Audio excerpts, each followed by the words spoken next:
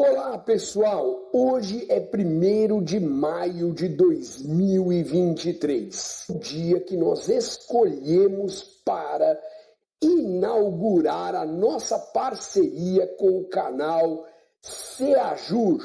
Nós escolhemos o dia 1º de maio porque é o Dia do Trabalho, também conhecido como o Dia do Trabalhador, não é? Então, uma data excelente e propícia para um canal no YouTube que vai tratar de direito do trabalho e direito processual do trabalho.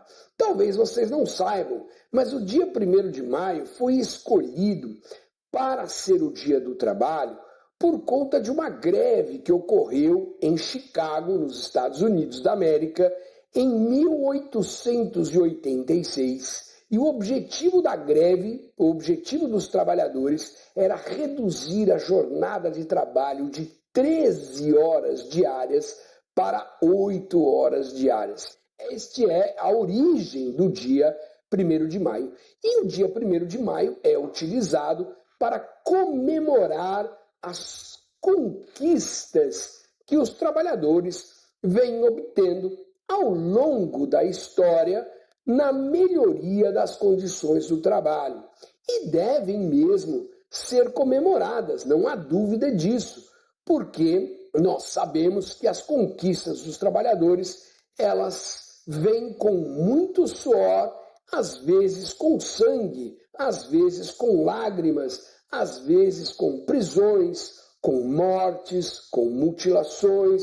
A história do direito do trabalho é uma história de conquistas e ela merece sim ser comemorada no dia 1º de maio. Entretanto, hoje eu quero falar para vocês de uma sombra que cobre o nosso país, que é a submissão de trabalhadores à condição análoga de escravo. O Brasil é um país que a sua história tem pouco mais de 500 anos. Ele tem na sua história quase 400 anos destes 500 anos de escravidão.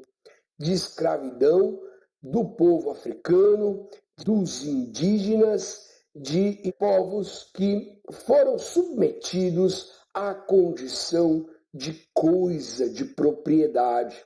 E o Brasil foi um dos últimos países do mundo a abolir a escravidão. Então foram quase 400 anos de história em que a escravidão foi permitida. Os alemães têm uma expressão quando se fala do Holocausto, da matança dos judeus durante o regime nazista. Eles têm uma expressão que traduzida diz mais ou menos assim: como conviver com isso? Não é? Então, quando eles são acionados para este tema, a resposta é essa: como conviver com isso? É algo que você não consegue apagar, é algo que você não consegue esquecer, é uma marca, é uma mancha na sua história.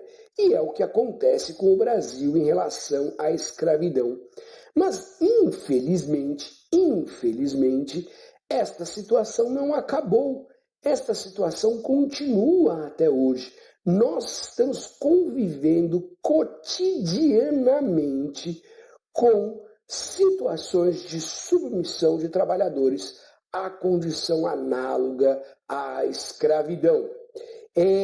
Não é muito usual que eu faça isso, mas eu vou de vez em quando olhar aqui para minha tela auxiliar para buscar alguns dados, não é?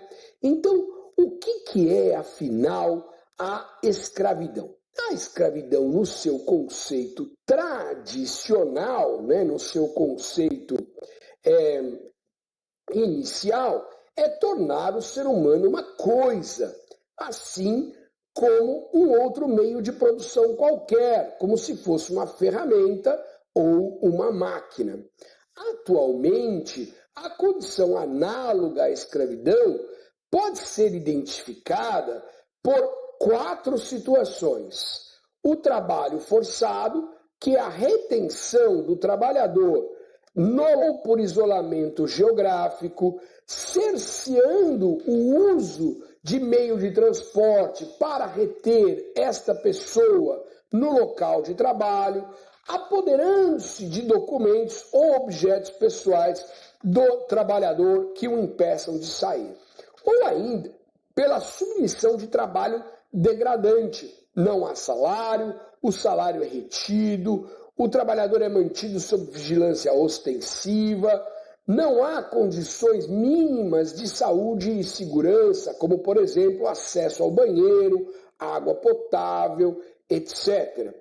A servidão por dívida, que é colocar o trabalhador naquela situação de uma dívida impagável, não é? De uma das formas mais comuns de escravidão moderna. Nesse item 3, até parece que ele não é escravo, porque ele é contratado e ele tem um salário. Só que o salário nunca é pago, porque o empregador vai anotando todas as despesas daquele trabalhador no ambiente de trabalho, normalmente uma fazenda, mas não necessariamente. Eu já vi isso acontecer em trabalho doméstico, por exemplo, em que o empregador vai cobrando o aluguel do quartinho que a empregada mora, a comida que ela come e assim por diante. E no final do mês nunca sobra dinheiro, sempre falta dinheiro, não é? E também a submissão à jornada exaustiva, jornada de trabalho exaustiva.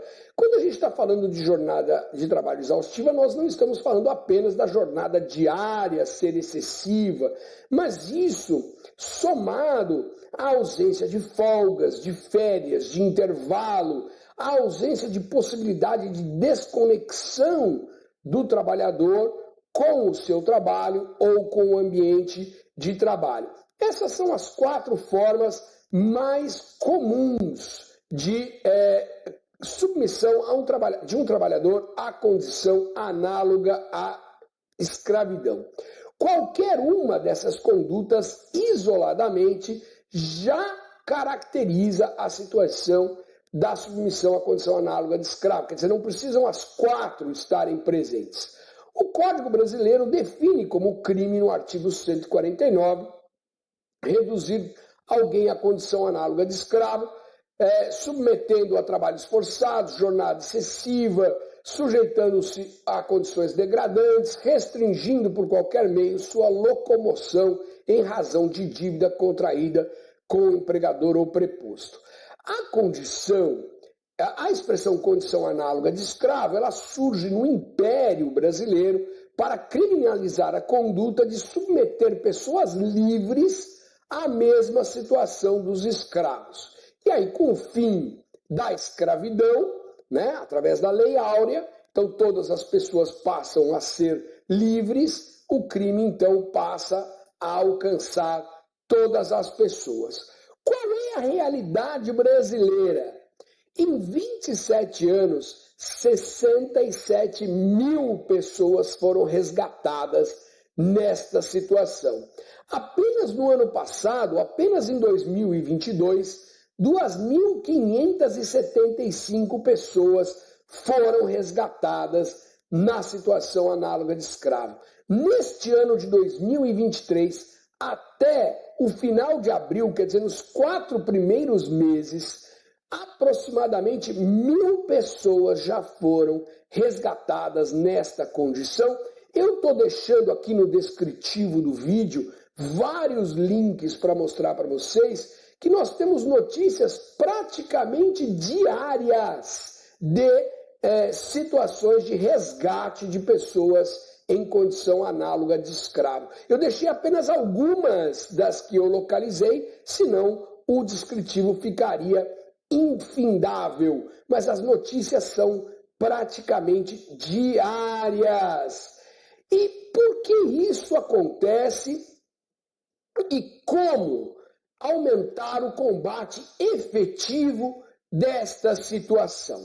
Bom, em primeiro lugar, a gente precisa parar de cobrir o sol com a peneira. A gente precisa abrir o olho para a realidade. Nós precisamos saber que existe um problema, é um problema seríssimo, é um problema que desonra a nação brasileira e nós precisamos olhar para este problema. Esta é a primeira situação. Depois, Vamos começar pelo Estado. O Estado tem a face do Executivo, do Legislativo e do Judiciário, não é? Então, o Estado brasileiro, o que ele pode fazer no seu aspecto executivo? Bom, aumentar a fiscalização e as penalidades administrativas pelo Ministério do Trabalho. Como fazer isso, Antero? Recompondo a carreira. O Ministério do Trabalho está com uma deficiência de servidores enorme. É preciso que o Executivo abra os olhos para este problema e promova imediatamente a admissão de servidores no Ministério do Trabalho. Seja mediante concurso público, seja mediante contratação temporária. Eu não vou entrar nesse mérito, porque essa questão é administrativa, mas precisa aumentar o quadro de servidores para que o Ministério do Trabalho possa fazer o seu trabalho, que é o trabalho de fiscalizar e aplicar penalidades administrativas. Mas não é só isso. O Executivo pode fazer o quê? Pode negar empréstimos nos bancos oficiais para as empresas que participem da cadeia produtiva onde se localizou o trabalho escravo, impedir que estas empresas que participam da cadeia produtiva tenham acesso a incentivos fiscais ou financeiros que o governo normalmente faz para a iniciativa privada. Ou seja, colocar estas empresas à margem. Quando eu falo em empresas de cadeia produtiva, e eu vou falar daqui a pouco mais sobre isso, eu não estou falando só da empresa que usou do trabalho escravo. Muitas vezes essa é uma empresa pequena que presta serviços a outra empresa. Nós temos aí vários exemplos recentes, não é? De situações de empresas que utilizavam o trabalho escravo e eram terceirizadas, por exemplo, de uma vinícola, não é? Uma vinícola que tem produtos no mercado, que é conhecida, uma marca famosa. Então, não só a empresa que fez uso da mão de obra em condição análoga de escravo, mas também da vinícola que se beneficiou de uma empresa terceirizada que cobrava menos porque não pagava nada a seus trabalhadores. E isso fez aumentar o lucro também da vinícola. Então, também a vinícola tem que ser punida, também a vinícola tem que ter vedado o seu acesso a programas de incentivos fiscais ou financeiros, ou financiamentos nos bancos públicos. O Estado pode agir desta maneira. E o Legislativo? O que o Legislativo pode fazer? Ele pode modernizar a legislação penal, não é? Para que haja uma reação do Estado no campo penal para essas pessoas mais adequada, não é? Ele pode criar normas que punam, leis que punam economicamente estas empresas que participam da cadeia produtiva. Ele pode regulamentar melhor e deve regulamentar melhor, isso é urgente, a questão da terceirização. Caso os senhores não tenham observado, poderão observar lendo as notícias que eu estou deixando o link aqui no descritivo, a grande maioria dos casos em que se resgata trabalhadores em condição análoga de escravo, a empresa tomadora tem a mesma resposta pronta. Era numa empresa terceirizada, eu não sabia, isso nunca chegou ao meu conhecimento, não é minha culpa. Como não é sua culpa? Se você contratou uma empresa, você tem que fiscalizar, é claro que é sua culpa. E você se beneficiou desta mão de obra escravizada, reduzindo o valor do custo da sua produção. Então, hoje, alguém falar que a terceirização é um modelo de sucesso para os negócios é ignorar, como eu ouvi outro dia numa palestra de uma advogada que tinha metade da minha idade, né? A terceirização é um modelo de sucesso dos negócios depois da reforma trabalhista. Isso é assustador. Em que país essa pessoa está vivendo?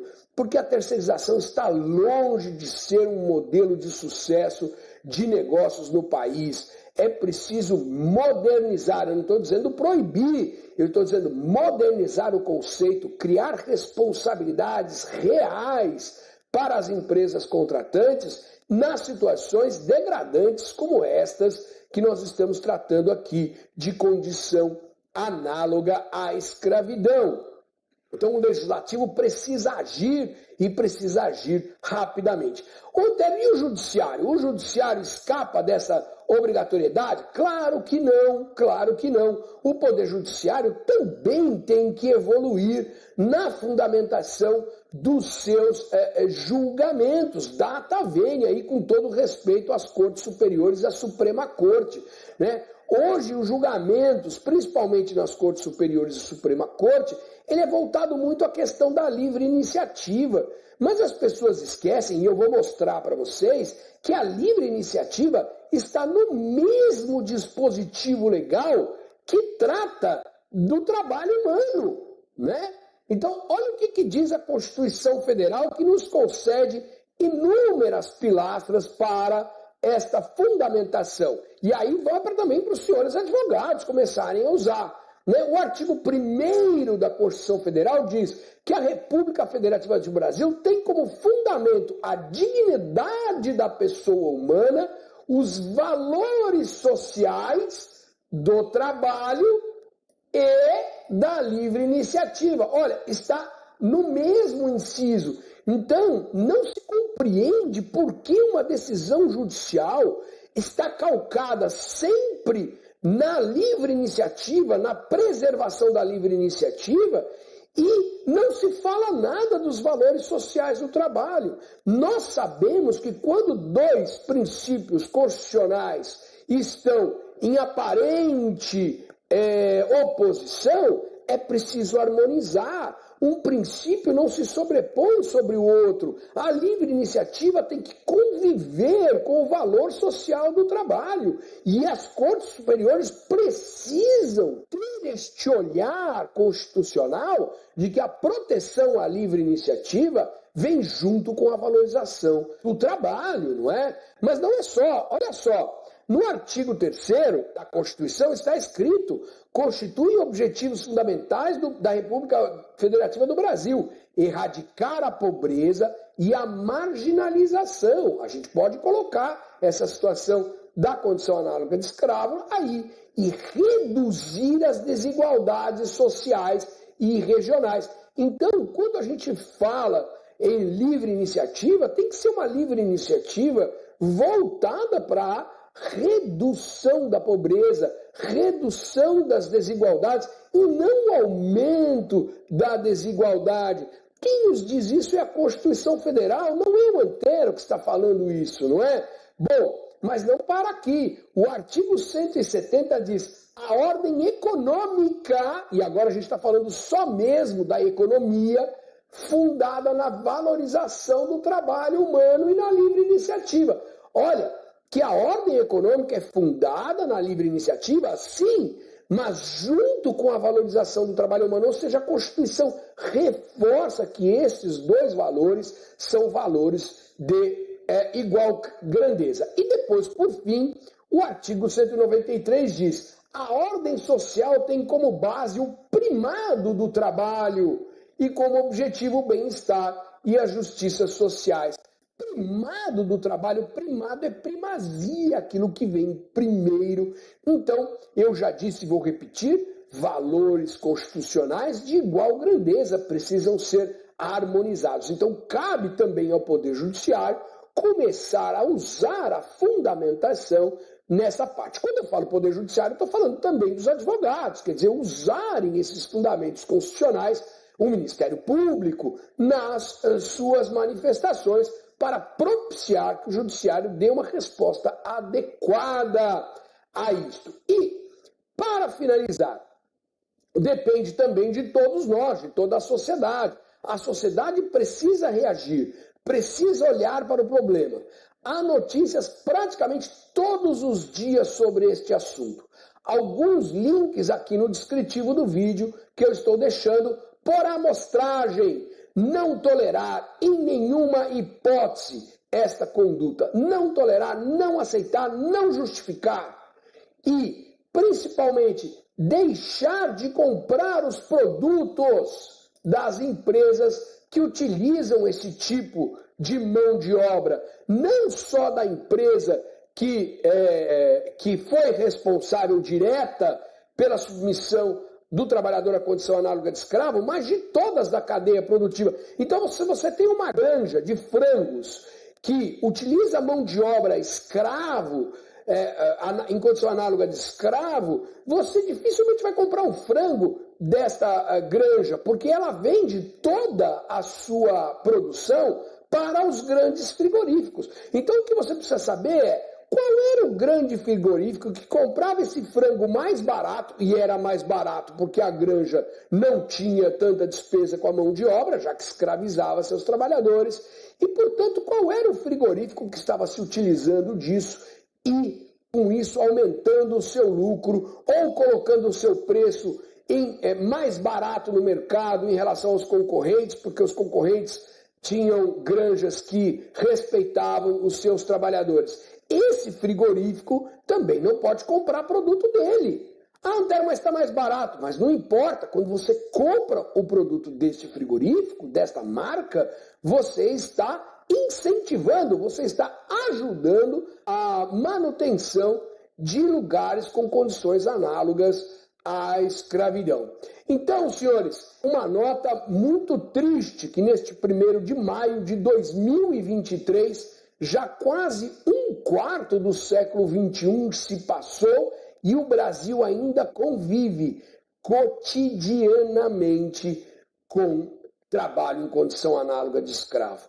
Não é só em fazenda, tem confecções no centro das grandes cidades, trabalho doméstico, trabalho infantil, em todos os lugares nós convivemos com esta situação. Então fica aqui este alerta neste 1º de maio, é dia de comemorar sim, mas é dia de reflexão, é dia de proposição de uma conduta melhor, de uma vida melhor, de uma sociedade melhor. Se você ficou aqui até agora, 23 minutos de vídeo, né? Ative o seu sininho, inscreva-se no canal, nos acompanhe no Instagram. Hoje é um vídeo especial de inauguração do canal, mas os nossos vídeos aqui normalmente serão vídeos de situações práticas, de processo do trabalho, de direito do trabalho, aquelas situações que você vai usar no dia a dia. Eu fico feliz que você tenha ficado aqui até o final. Forte abraço e até os próximos vídeos.